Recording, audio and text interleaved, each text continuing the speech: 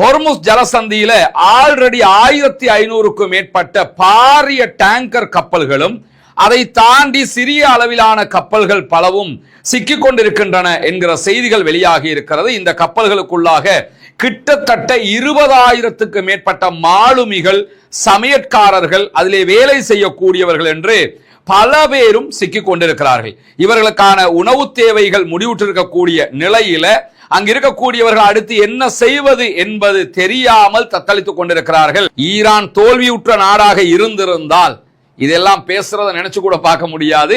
அந்த அளவுக்கு உறுதியாக அவர்கள் ஜெயிச்சிருக்கிற காரணத்தினாலதான் இதையெல்லாம் கேட்டுக்கிட்டு இருக்கிற அதே நேரத்தில் அமெரிக்காவுடைய முற்றுகை நீக்கப்பட்டு ஹொர்முஸ் ஜலசந்தியை மீண்டும் திறப்பது தொடர்பான பேச்சுவார்த்தையை பொறுத்தவரையில ஜலசந்தி மீதான முழு கட்டுப்பாடு ஈரானுக்கு இருக்க வேண்டும் என்பதில் ஈரான் உறுதியாக இருக்கிறது. ஐக்கிய அரபு எமிரேட்ஸுக்குள்ள பல இடங்கள்ல புகை மூட்டம் வெளிப்படுவதை பார்த்திருக்கிறோம். ஈரானுக்குள்ள UAE தாக்குதல்களை நடத்தியது. அந்த தாக்குதல்களை நடத்திய UAE விமானங்கள் தங்களுடைய அடையாளங்களை மறைத்துக் கொண்டுதான் இந்த தாக்குதல்களை நடத்தி இருந்தன என்கிற செய்திகளை ஈரானுடைய பாராளுமன்ற உறுப்பினரும் இன்றைக்கு உறுதிப்படுத்தி இருப்பதை நம்ம பார்க்க முடியும். எனவே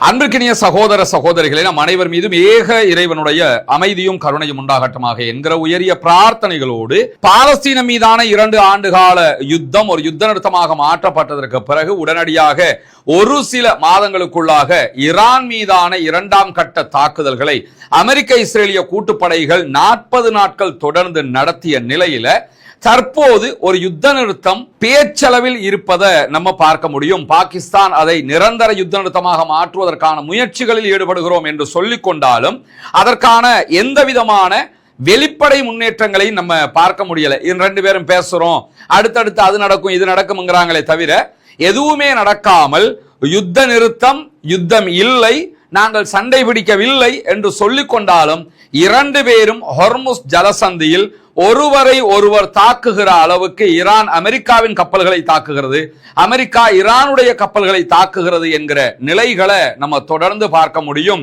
இந்த செய்திகள் ஒவ்வொரு நாளும் வெளிவருவதையும் நம்ம அவதானிக்க முடிகிறது. இப்படியான ஒரு சூழல்ல ஹொர்முஸ் ஜலசந்தியில ஆல்ரெடி 1500க்கும் மேற்பட்ட பாரிய டேங்கர் கப்பல்களும் அதை தாண்டி சிறிய அளவிலான கப்பல்கள் பலவும் சிக்கிக் கொண்டிருக்கின்றன என்கிற செய்திகள் வெளியாகி இருக்கிறது. இந்த கப்பல்களுக்குள்ளாக கிட்டத்தட்ட 20,000க்கு மேற்பட்ட மாலுமிகள், சமையற்காரர்கள், அதிலே வேலை செய்யக்கூடியவர்கள் என்று பல பேரும் சிக்கிக் கொண்டிருக்கிறார்கள்.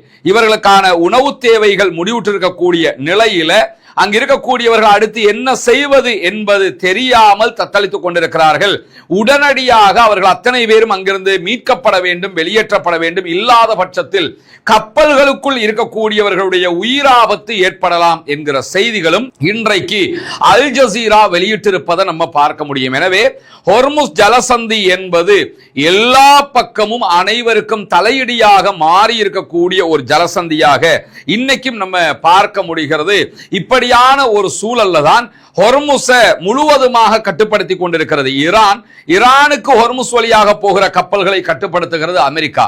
இந்த 2 தரப்பினரும் இந்த விவகாரத்தில் விடாப்பிடியாக இருப்பதையும் தொடர்ந்து நம்ம அவதானித்து வருகிற செய்திகள் இன்றைக்கும் வெளியாகி இருப்பதை நம்ம பார்க்க முடிகிற அதே நேரத்தில் ஈரானுக்கும் அமெரிக்காவுக்கும் இடையில தொடர் முட்டுக்கட்டையாக பேச்சுவார்த்தையில் 3 விவகாரங்கள் இருக்கிறது என்று இன்றைக்கு அல் ஜசீரா சுட்டிக்காட்டுகிறது. முதலாவது யுரேனியம் செறிவூட்டுவது தொடர்பான பிரச்சனை, 2வது ஹொர்முஸ் ஜலசந்தி தொடர்பான பிரச்சனை, 3வது ஹிஸ்புல்லாக்களை நிராயுதபாணி ஆக்குவது தொடர்பான பிரச்சனை. இந்த 3 பிரச்சனையிலேயுமே எந்த விதமான விட்டுக் கொடுப்பையும் மேற்கொள்ளாது விடாப்பிடியாகவே ஈரான் இருக்கிற அதே நேரம் அதிலே ஏதாவது ஒரு மாற்றத்தை ஈரான் தரப்பிலே உண்டாக்க வேண்டும், அதுதான் எங்களுக்குரிய வெற்றியாக அமையும் என்று சொல்லி அமெரிக்க தரப்பும் அதில் ஒரு பிடிவாதமாகவே இருப்பதை நம்ம பார்க்க முடியும். இந்த நிலையில ஒரு 3 கட்டமாக பேச்சுவார்த்தையை அமைப்பதற்கு ஈரானியர்கள் முயற்சி செய்து கொண்டிருக்கிறார்கள். முதலாவது, எந்த விதத்திலும் அணுசக்தி பேச்சுவார்த்தையை முதல் நாள் மேசையில் வைப்பதில்லை, அதை கடைசி பேச்சுவார்த்தையாக வைத்துக் கொள்வோம் என்பதுதான் ஈரானிய பேச்சுவார்த்தையாளர்களுடைய மிக முக்கியமான டாஸ்காகவே அவங்க வச்சுக்கிட்டு இருக்கிறாங்க. 30 நாட்களுக்குள்ளாக யுத்தத்தை நிரந்தரமாக முடிவுக்கு கொண்டு வருகிற பேச்சுவார்த்தையை நடத்த வேண்டும் என்பது அவர்களுடைய தரப்பு நியாயமாக இருக்கிற அதே நேரத்தில் எல்லா முனைகளிலும் இந்த யுத்தம் நிறுத்தப்பட வேண்டும் என்பதும் அவர்களுடைய கோரிக்கையாக இருக்கிறது. எல்லா முனைகளும் எனும்போது ஹிஸ்புல்லாக்களுக்கு எதிரான லெபனான் மீதான இஸ்ரேலிய ஆக்கிரமிப்பு ராணுவத்தினுடைய அடாவடி தாக்குதல்கள் முடிவுக்கு வர வேண்டும் என்பது இந்த பேச்சுவார்த்தையில மிக முக்கியமான ஒன்றாக இன்க்ளூட் பண்ணப்பட்டிருக்கிறது.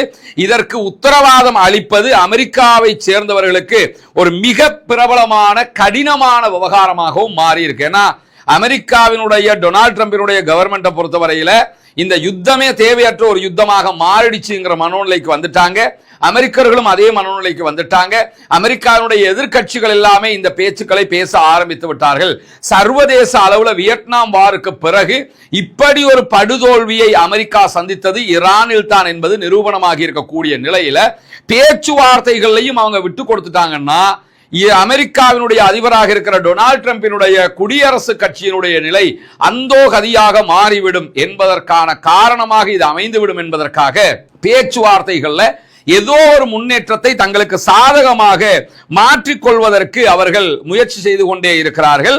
மீண்டும் யுத்தம் ஆரம்பிக்கப்படாது என்கிற உத்தரவாதத்தையும் அமெரிக்கா எங்களுக்கு தர வேண்டும் என்பதை இரண்டாம் கட்ட மிக பிரதானமான கோரிக்கையாக ஈரான் வைத்துக் கொண்டிருக்கிறது. ஏன்னா எந்த காரணத்தை கொண்டும் நீங்க எங்க மேல இனிமே சண்டைக்கு வரக்கூடாது அந்த உத்தரவாதத்தை தரனே சும்மா கேட்கல. சும்மா கேட்டிருந்தா அமெரிக்காக்காரன் எழுதி கொடுத்துட்டு போய்கிட்டே இருப்பான். ஓகே நாங்க இனிமே ஒன்னு அடிக்க மாட்டோம் அப்படின்ட்டு போய்கிட்டே இருப்பான். தேவைப்பட்டா பிறகு அடிச்சுக்கலாம். ஆனா ஈரான் எப்படி கேட்கிறாங்கன்னு கேட்டா ஐநாவினுடைய UN செக்யூரிட்டி கவுன்சில்ல நீங்க இதற்கான அனுமதியை நீங்க ஒரு ரெசல்யூஷனாக அதை கொண்டு வந்து செக்யூரிட்டி கவுன்சில்ல இதை பாஸ் பண்ணணும். வீட்டோ பவர் கொண்ட 5 நாடுகள் செக்யூரிட்டி கவுன்சில் இருக்குது. அது அல்லாத நிரந்தர உறுப்புரிமை பெறாத தற்காலிக உறுப்புரிமை பெற்ற 14 நாடுகள் இருக்கிறது. இந்த எல்லா நாடுகளும் கொண்ட செக்யூரிட்டி கவுன்சில் இதை போட்டு இனிமே நாங்க ஈரானை அட்டாக் பண்ண மாட்டோம் என்கிற உத்தரவாதத்தை தரணும். இந்த உத்தரவாதத்தை கொடுக்கிறதுங்கிறது அமெரிக்காவால நினைச்சும் பார்க்க முடியாத ஒரு கோரிக்கை. ஆனா அதை கேட்டுக்கிட்டு இருக்கிறாங்க. அதை தந்தீங்கன்னா நாங்க ஒத்துக்கிறோம் அப்படிங்கிறாங்க. இதெல்லாம் நல்லா புரிஞ்சுக்கிறோங்க. ஈரான் தோல்வியுற்ற நாடாக இருந்திருந்தால் இதெல்லாம் பேசுறத நினைச்சு கூட பார்க்க முடியாது. அந்த அளவுக்கு உறுதியாக அவர்கள் ஜெயிச்சிருக்கிற காரணத்தினாலதான் இதையெல்லாம் கேட்டுக்கிட்டு இருக்கிற அதே நேரத்தில் அமெரிக்காவுடைய முற்றுகை நீக்கப்பட்டு ஹொர்முஸ் ஜலசந்தியை மீண்டும் திறப்பது தொடர்பான பேச்சுவார்த்தையை பொறுத்தவரையில ஜலசந்தி மீதான முழு கட்டுப்பாடு ஈரானுக்கு இருக்க வேண்டும் என்பதில் ஈரான் உறுதியாக இருக்கிறது. இது அமெரிக்காவுக்கு மட்டுமல்ல பிராந்திய நாடுகளுக்கே மிகப்பெரிய சிக்கலாக இருக்கிறது. கல்ஃப் கண்ட்ரிஸ் எல்லாமே இதை ஒரு தங்களுக்கு எதிரான நிலைப்பாடாக பார்க்கிறார்கள். ஏன்னா இதுவரைக்கும் ஹொர்முஸ் யாருக்கு சொந்தம்னா யாருக்கும் சொந்தம் இல்லை, எல்லோரும் அதுல பிசினஸ் பண்ணலாம் என்கிற நிலை இருந்தது. ஆனால் இப்பொழுது ஹொர்முஸ் என்பது ஈரானுக்கு சொந்தமானது, அதுல உரிமை எங்களுக்கு தான் உரிமை கோரிக்கொண்டிருக்கிறாங்க ஈரானியர்கள். இதை மறுக்கவும் முடியாது, ஏத்துக்கவும் முடியாது. என்ன பண்றதுன்னு தெரியாம தத்தளித்துக் கொண்டிருக்கிறது ஈரானுடைய விவகாரத்தில் அமெரிக்கா என்பதை நம்ம பார்க்க முடிகிற அதே நேரத்தில் இறுதியாக அவர்கள் முன்வைக்கிற மிக பிரதானமான கோரிக்கை என்னன்னு சொல்லி சொன்னா தங்களுடைய அணுசக்தி நிலையங்களை மூடுவதற்கு முடியாது என்பதில் உறுதியாக இருக்கிறார்கள்.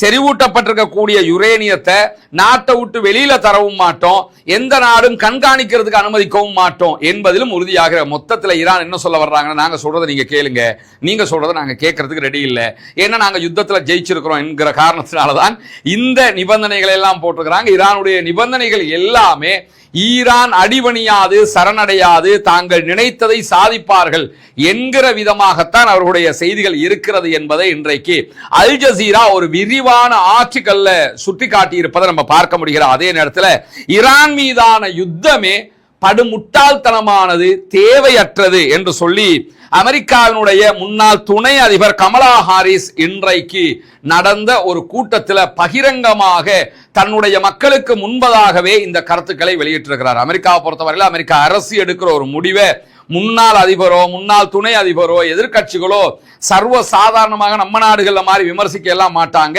அப்படி விமர்சிக்கிறதே ஒரு பெரிய குற்றமாக பார்க்கக்கூடிய நிலைமை அந்த நாட்டு அரசியல் இருக்குது. அப்படி இருக்கக்கூடிய நிலையில ஒரு பாரிய யுத்தம் அது ஈரானுக்கு எதிராக நடத்தப்பட்டிருக்கிறது. ஈரானாலே அமெரிக்காவுடைய எதிரிகள் என்றுதான் வரலாறு முழுவதும் அவர்கள் பார்த்திருக்கிறார்கள்.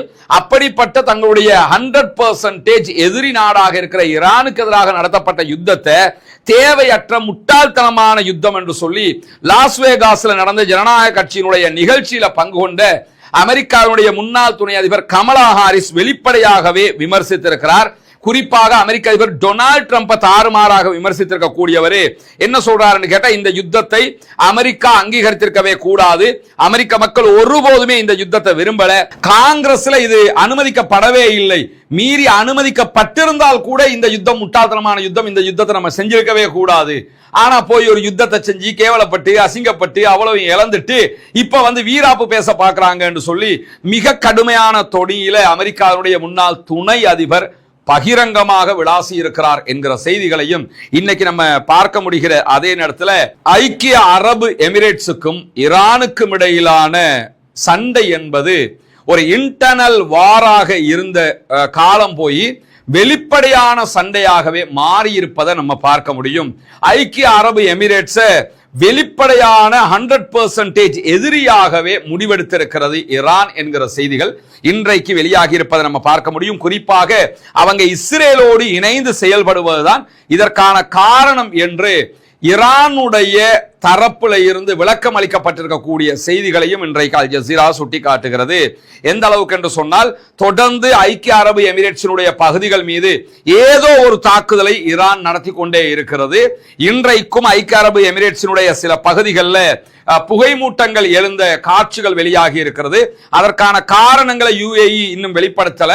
இதே நேரம் நாங்க தான் அட்டாக் பண்ணினோம் என்று சொல்லியும் ஈரான் இதுவரைக்கும் அந்த செய்திகளை சொல்லவில்லை. ஆனால் இன்றைக்கும் ஏதோ ஒரு வெடிப்பு நடந்திருக்கலாம் என்கிற அளவுக்குண்டான புகை வெளிவருகிற தாக்கங்கள் ஏற்பட்டிருக்கக்கூடிய புகைப்படங்களும் வீடியோக்களும் வெளியாகி இருக்கிறது என்கிற செய்திகளை லெபனானை தளமாக கொண்டு இயங்கக்கூடிய அல் மையாதீன் செய்தி பிரிவு வெளியிட்டிருக்கிறது என்பதையும் நம்ம பார்க்க முடிகிறது. அதே நேரத்தில் ஈரானுடைய தஸ்னீம் நியூஸ் ஏஜென்சி வெளியிட்டிருக்கக்கூடிய செய்திகள்ல ஐக்கிய அரபு எமிரேட்ஸுக்குள்ள பல இடங்கள்ல புகை மூட்டம் வெளிப்படுவதை பார்த்திருக்கிறோம், ஆனா சுயாதீனமாக அதனை உறுதிப்படுத்த முடியாத ஒரு நிலை இருக்கிறது என்று சொல்லி தஸ்னீம் நியூஸ் ஏஜென்சி சொல்லி இருக்கிற அதே நேரம் ஸ்ரிக் என்கிற நகரத்துக்கு அண்மையில வெடிச்சத்தங்கள் கேட்டிருக்கிறது என்கிற செய்திகளும் வெளியாகி இருந்த அதே நேரத்தில் ஈரான் வெளியிட்டிருக்கக்கூடிய செய்திகள் அமெரிக்க படைகளுக்கு எதிராக இன்றைக்கு ஹொர்முஸ் நீர்ப்பரப்புல சுமார் 2 மணி நேரம் துப்பாக்கி சண்டை நடைபெற்றது என்கிற செய்திகளை சொல்லி இருக்கிறார்கள். அமெரிக்காவினுடைய போர்சஸுக்கும் IRGC போர்சஸுக்கும் இடையில 2 பேருமே இன்றைக்கு துப்பாக்கி சண்டையில் ஈடுபட்டிருக்கிறார்கள் ஹொர்முஸ் நீர்ப்பரப்புல என்கிற செய்திகள். இது ஒரு மேலதிகமான செய்தி. இதுவரைக்கும் நடந்த இந்த யுத்தத்தை எடுத்துக்கிட்டீங்கன்னா 2 தரப்புமே நேருக்கு நேர் துப்பாக்கி சண்டையில் ஈடுபட்டார்கள் என்கிற ஒரு செய்தியே இதுவரைக்கும் வெளிவரல. இன்னைக்கு வெளியாகி இருக்குது. அது தொடர்பான மேலதிக தகவல்கள் வெளியாகிற போது அவற்றையும் நாம் உங்களோடு பகிர்ந்து கொள்ள தயாராக இருக்கிற அதே நேரத்தில் ஈரானுடைய நாடாளுமன்ற உறுப்பினர்களில் ஒருவராக இருக்கக்கூடிய அலி காஸ்ரியான் என்கிறவர் இன்றைக்கு ஊடகங்களுக்கு கருத்து வெளியிட்டிருக்கிறார். அந்த கருத்துல ஈரானுடைய ஆளுகிற அரசோ ஈரானுடைய அரசாங்கமோ இனிமேல் ஐக்கிய அரபு அமீரகத்தை ஒரு அண்டை நாடாக கருத மாட்டோம் என்கிற செய்திகளை சொல்லி இருக்கிறார். UAEங்கிறது ஈரானுக்கு ஒரு அண்டை நாடாக செயல்பட்டது, ஆனால் இனிமேல் UAE எங்களுடைய அண்டை நாடாக நாங்கள் கருதவில்லை. அபுதாபி மீது எந்த நேரத்திலும் தேவைப்படுகிற போதெல்லாம் ஈரான் தாக்குதல்களை நடத்தும், அந்த தாக்குதல்களை யாராலும் தடுக்கவும் முடியாது என்று சொல்லி இன்றைக்கு ஈரானுடைய நாடாளுமன்ற உறுப்பினர் வெளிப்படையாகவே பேசியிருக்கிற அதே நேரத்தில் ஈரானுடைய பகுதிகளில் ஐக்கிய அரபு எமிரேட்ஸ் தாக்குதல்களை நடத்தி இருக்கிறது என்கிற செய்திகளும் இன்றைக்கு வெளியாகி இருக்கிறது. அமீரகத்தினுடைய விமானங்கள் ஈரான் மீது தாக்குதல்களை நடத்தி இருக்கின்றன. அந்த தாக்குதல்கள்ல ஐக்கிய அரபு எமிரேட்ஸினுடைய விமானங்கள் தான், இது தாக்குதல் விமானங்கள் தான் வந்து தாக்கி இருக்கிறது என்பதை மறைப்பதற்கு ஐக்கிய அரபு எமிரேட்ஸ் முயற்சித்தது என்கிற குற்றச்சாட்டையும் ஈரான் இன்றைக்கு விடுத்திருப்பதை நம்ம பார்க்க முடியும். 2 நாட்களாக அங்கங்க ஈரானுக்குள்ள சில வெடிப்புகள் ஏற்பட்ட செய்திகள் வெளியாகி இருந்தது. இந்த செய்திகளை பற்றி சொல்லக்கூடிய நேரத்தில் ஈரானுடைய ஊடகங்கள் என்ன சொல்றாங்கன்னா, ஈரானுக்குள்ள UAE தாக்குதல்களை நடத்தியது. அந்த தாக்குதல்களை நடத்திய UAE விமானங்கள் தங்களுடைய அடையாளங்களை மறைத்து கொண்டுதான் இந்த தாக்குதல்களை நடத்தி இருந்தன என்கிற செய்திகளை ஈரானுடைய பாராளுமன்ற உறுப்பினரும் இன்றைக்கு உறுதிப்படுத்தி இருப்பதை நம்ம பார்க்க முடியும். எனவே இந்த இடத்துல அமெரிக்கா இஸ்ரேல் யுத்தமே தற்போது தணிந்திருக்கக்கூடிய சூழல்ல இன்றைக்கு இந்த மாதிரியான செய்திகள் வெளிவருவது என்பது மிடில் ஈஸ்டுக்குள்ள ஒரு நிலையற்ற தன்மையை உண்டாக்கும் என்பதில் எந்த மாற்று கருத்தும் கிடையாது. ஈரான் அமெரிக்காவுடைய தளங்களை இலக்கு வைத்து அரபு நாடுகளில் இருந்து அமெரிக்காவுடைய தளங்கள் மேல தாக்குதல் நடத்துகிற போது கூட எந்த நாடுமே பதிலடி தாக்குதல்களை நடத்தவில்லை. ஆனா UAE திரும்ப திரும்ப நம்ம ஈரான் மேல பதிலடி தாக்குதல் நடத்தணும் அப்படின்னு சொல்லியே வலியுறுத்தி கொண்டிருந்தாங்க. அதனாலதான் அவங்க ஒபேக்ல இருந்து கூட வெளியே போனாங்க, ஒபேக் பிளஸ்ல இருந்தும் வெளியே போனாங்க. நான் சொன்னதை நீங்க யாருமே கேட்கலங்கிறது அவங்களுடைய ஒரு குற்றச்சாட்டு. ஆனா ஈரானோட பிராந்திய நாடுகள் சண்டைக்கு போகாத காரணமே அவன் நம்மளோட சண்டை பிடிக்கல, நம்ம ஏன் அவனோட சண்டை பிடிக்கணும்? தேவைக்கு இல்லாம இஸ்ரேல் விரும்புகிற ஒரு சண்டையை நம்ம ஏன் உண்டாக்கிக்கிறனே? இஸ்ரேலுக்கு தேவையா அரபு நாடுகளும் ஈரானும் சண்டை பிடிக்கணுங்கிறது, நமக்கு அது தேவையா என்று சொல்லி அவங்க அமைதியா இருந்துட்டாங்க. ஆனால் இஸ்ரேலுடைய தூண்டுதலில் வசமாக சிக்கி இருக்கக்கூடிய UAE தற்போது ஈரான் மீது கை வைத்திருக்கிறது. எவ்வளவு தூரம் பாரதூரமானதாக மாறப்போகிறது என்பதையும் நம்ம பொறுத்திருந்துதான் பார்க்க வேண்டி இருக்கிறது. இப்படியான சூழல்ல இன்றைய தினம் அதற்கு 2 நாட்களுக்கு முன்பதாக தாக்குதல் நடத்தப்பட்டதில் எல்லா தாக்குதல்களுமே நாங்கள் நடத்தியது அல்ல. நாங்களும் தாக்குதல் நடத்தி இருக்கிறோம், நாங்கள் நடத்தாத தாக்குதல்களும் இருக்கிறது. எனவே உங்க மேல எங்களை தாண்டி தாக்குதல் நடத்தியவர்கள் யார் என்பதை ஐக்கிய அரபு எமிரேட்ஸ் பார்த்து கொள்ள வேண்டும் என்கிற ஒரு அறிவிப்பையும் இன்றைக்கு ஈரான் விடுத்திருக்கிறது. இப்படியான ஒரு சூழல்ல ஈரானுடைய உச்ச தலைவராக இருக்கக்கூடிய ஆயத்துல்லா அலி முஜ்தபா காமனி அவர்கள் பற்றிய ஒரு செய்தி இன்றைக்கு வெளியாகி இருக்கிறது. குறிப்பாக ஆயத்துல்லா அலி காமனி மேலே 28ஆம் தேதி பிப்ரவரி மாதம் ஈரான் மீதான முதல் தாக்குதல் முதல் 24 மணி நேரங்களுக்குள்ளாக நடத்தப்பட்டது. அந்த தாக்குதல் தான் ஆயத்துல்லா அலி காமனி கொல்லப்பட்டிருந்தாரு. அந்த கொலை நடந்த தாக்குதல் நடந்த இடத்துல என்ன இடம் பெற்றது, எப்படி அந்த தாக்குதல்கள் நடைபெற்றது என்கிற செய்திகள் இன்றைக்கு ஈரானுடைய உச்ச தலைவருடைய அலுவலகத்தில் நெறிமுறை பொது இயக்குநராக செயல்படுகிற மஸ்ஹர் ஹுசைனி வெளியிட்டிருக்கிறார். நேற்றைய தினம் இரவு தெஹரான்ல நடந்த யுத்தத்திற்கு எதிரான பேரணியில கலந்து கொண்ட ஹுசைனி அவர்கள் தான் இது தொடர்பான விவரங்களை முதல் தடவையாக வெளியிட்டிருக்கிறார். இதுவரைக்கும் அந்த தாக்குதல் நடந்த ஸ்பாட்டில் அந்த நிமிஷம் என்ன நடந்துச்சு என்கிற செய்திகள் வெளிவரல, முதல் தடவையாக வெளியாகி இருக்கிறது. அதை பற்றி அவர் சொல்லும் போது, முஜ்தபா காமனிக்கு அந்த தாக்குதலின் போது முதுகுத்தண்டிலே ஒரு காயம் ஏற்பட்டிருந்தது, முழங்காலிலும் ஒரு காயம் ஏற்பட்டிருந்தது. தற்போது அந்த காயங்களிலிருந்து அவர் ஆரோக்கியம் பெற்றிருக்கிறார், சிறப்பான உடல் தேகத்தோடு அவர் இருக்கிறார் என்கிற செய்திகள் அவர் சொல்லியிருக்கிறார். அதே நேரத்தில் இதற்காக அவர் தேவையான சிகிச்சைகளை எல்லாம் உள்நாட்டிலே எடுத்துக்கொண்டார். அது பாரிய ஒரு நோயாக அல்லது பாரிய ஒரு காயமாக அவருக்கு இருக்கவில்லை, விரைவாகவே குணமடைகிற அளவில் சிறு காயங்களுக்கு தான் உள்ளாகி இருந்தார் என்கிற செய்திகளையும் அவர் இன்னைக்கு சொல்லி இருக்கிறார். அதே நேரத்தில் மேலதிகமாக சொல்லும் போது, இந்த தாக்குதல் நடந்த சம்பவம் நடந்த 28ஆம் தேதி நான் என்னுடைய அலுவலகத்தில் இருந்தேன். எதிரிகளிடமிருந்து இஸ்ரேல் ஆக்கிரமிப்பு, அமெரிக்க ஆக்கிரமிப்பு ராணுவத்திடம் இருந்து தாக்குதல்கள் நடத்தப்பட்டது. எங்களுக்கு தாக்குதல் நடத்தப்படுகிற போது நான் இருந்த இடத்திற்கும் தாக்குதல் நடத்தப்படுகிற இடத்துக்கும் இடையில ஒரு 30 மீட்டர் தொலைவு தான் இருந்தது. எனக்கு முன்பதாக தாக்குதல் நடத்தப்பட்ட இடத்துல ஜெனரல் ஷிராசி மற்றும் அவருடைய தோழர்கள், அவருடைய சோல்ஜர்ஸ் எல்லாம் அங்கே இருந்தாங்க. அந்த இடத்தையும் இலக்கு வைத்து தாக்குதல் நடத்தினார்கள் என்று சொல்லுகிறார். ஜெனரல் ஷிராசியை பொறுத்தவரையில ஆயத்துல்லா அலி காமனி உச்ச தலைவருடைய ராணுவ அலுவலகத்தினுடைய தலைவராக செயல்பட்டவர், அவரும் அந்த தாக்குதலில் கொல்லப்பட்டிருந்தாரு. அந்த தாக்குதல் நடத்தப்படும் போது நான் ஒரு 30 மீட்டர் தொலைவில் தான் இருந்தேன், நான் அதனால் தான் பாதுகாக்கப்பட்டேன் என்கிற செய்திகளை இன்றைக்கு ஹுசைனி சொல்றது மட்டுமல்லாம மேலதிகமாக என்ன சொல்றாருன்னு கேட்டா, உச்ச தலைவருடைய பணியிடத்தில் இருந்து 70 முதல் 80 மீட்டர் தொலைவில் அமைந்திருக்கக்கூடிய ஒரு இடத்தையும் எதிரி விமானங்கள் தாக்குதல் நடத்தி அழித்தார்கள். அந்த தாக்குதல் நடத்தப்படுகிற அடுத்த கட்டமாக உச்ச தலைவருடைய வீடும் இலக்காகியது, அதன் மீதும் அவர்கள் தாக்குதல் நடத்தினார்கள். இப்படி தாக்குதல் நடத்தும் போது ஆயத்துல்லா அலி முஜ்தபா காமனி அவர்கள் ஒரு பாடம் நடத்தி கொண்டிருந்தார்கள் ஒரு வகுப்பறையில. அவர் பாடம் நடத்தி கொண்டிருந்தார். அவர் வழக்கமாக அங்கதான் பாடம் நடத்துவாரு. இந்த தாக்குதல் நடத்தப்படும் போது அவர் அந்த இடத்துல இருக்கல. ஆனா உடனே இந்த செய்தி கேள்விப்பட்டதோடு அவர் அந்த இடத்துக்கு வந்தார், சீக்கிரமாக வந்தாரு. அதற்கு பிறகு நடத்தப்பட்ட தாக்குதல்ல தான் அவர் மீதான இந்த காயம் ஏற்படுகிற நிலை ஏற்பட்டது. அவர் வரும்போது கீழே விழுகிறாரு. விழும்போதுதான் அவர் மேல இந்த ஏற்கனவே நடந்த தாக்குதலுடைய விபத்தாக அவர் மேல கட்டிட இடிபாடுகள் சிலது விழுந்து அந்த காயம் ஏற்பட்டது. இந்த இடத்துல தான் ஆயத்துல்லா அலி காமனி கொல்லப்பட்டாரு அப்படின்னு சொல்லி நடந்தது என்னங்கிறதையும், முஜ்தபா காமனிக்கு ஒரு சிறுகாயம் தான் அந்த இடத்திலே ஏற்பட்டது என்கிற செய்திகளையும் அவர் சொல்லி இருக்கிறாரு. இந்த புதிய ஈரானுடைய உச்ச தலைவராக இருக்கிற முஜ்தபா காமனி ஏன் வெளியே வர்றாரு இல்ல அப்படின்னு சொல்லி எதிரிகள் எல்லாம் கேட்கிறாங்க. அதுன்னு சொல்லி அதுக்கு விளக்கம் சொல்லக்கூடிய ஹுசைனி என்ன சொல்றாருன்னு கேட்டா, அவரை பற்றிய ஒரு குரல் பதிவு, அவருடைய ஒரு வாய்ஸ் ரெக்கார்டு கிடைக்குமா அப்படின்னு சொல்லி எதிரிகள் பார்க்கறாங்க. அந்த வாய்ஸ் ரெக்கார்டை வச்சு அவர் எங்க இருக்கிறார் என்ன ஏதுன்னு சொல்லி அடையாளம் கண்டு தாக்குதல் நடத்துவதற்கு அவர்கள் எத்தனிக்கிறார். அவர் எங்க இருக்கிறார் என்ன ஏதுன்னு சொல்லி அடையாளம் கண்டு தாக்குதல் நடத்துவதற்கு அவர்கள் எத்தனிக்கிறார்கள். அதே போன்று அவருடைய புகைப்படம் அல்லது வேறு ஏதாவது ஒரு ஆவணமாவது கிடைக்குமா என்று சொல்லி முயற்சி பண்றாங்க. ஆனா இந்த எந்த ஆவணங்களும் கிடைக்காத விதத்தில் அவரை நாங்கள் பாதுகாப்பாக வைத்திருக்கிறோம்.